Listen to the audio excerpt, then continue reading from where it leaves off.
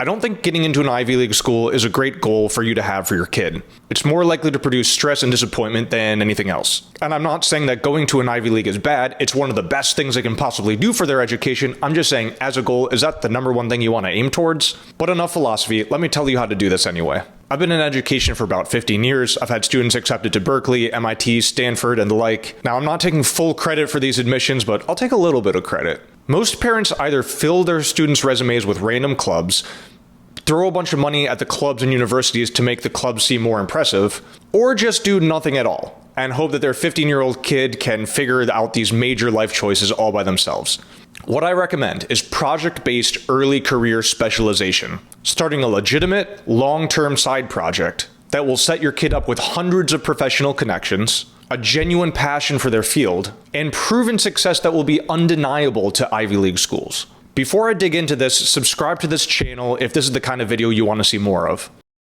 So here's what most parents do. They have no focus at all for their kids. They think schools will help their kids find a good career. They rely on guidance counselors or career quizzes or career days, company visit days, things like this. Or else they think that in all their wisdom, the best person to make choices for their 16-year-old is their 16-year-old, especially about these big school, life, career choices. They think their 16-year-old is the best person to make that decision. Needless to say, this approach is not likely to lead to great success, but most parents just don't know a better way.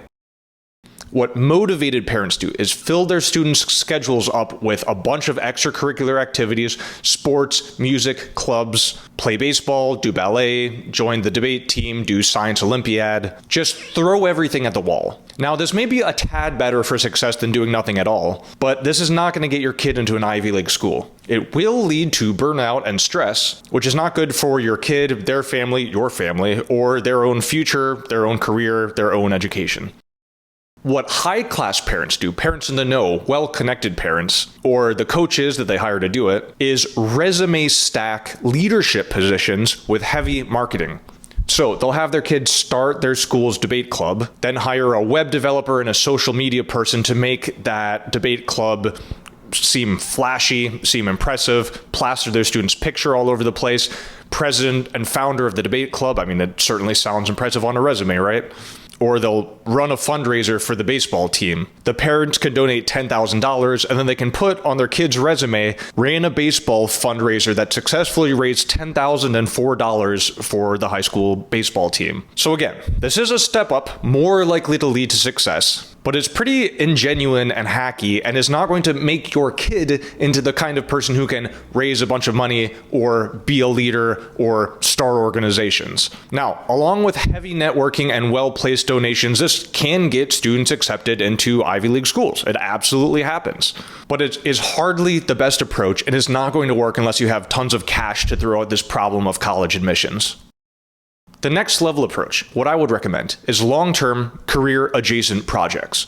Imagine you want to be a Wall Street banker. You want to go to Yale or Wharton and make $1 bajillion. That's the goal for your kid. If your student interviews one professional Wall Street banker on a YouTube podcast every month for free, they will have millions of YouTube views, probably a decent AdSense resume. They might really not need a job after this project. Hundreds of Wall Street banker connections they can use as references, a deep understanding of the field, unlimited internships lined up, and a near guarantee of getting into a high-powered finance program. Or imagine they want to be a fiction author. If your student writes and puts out a 1-minute story each day on TikTok, which would take maybe an hour a day, they will have practice writing thousands of stories by the time they graduate. They'll likely have hundreds of thousands of social media followers if they do this the right way, and they will have perfected social media writing in a way that they can leverage for countless job opportunities and excellent college admissions.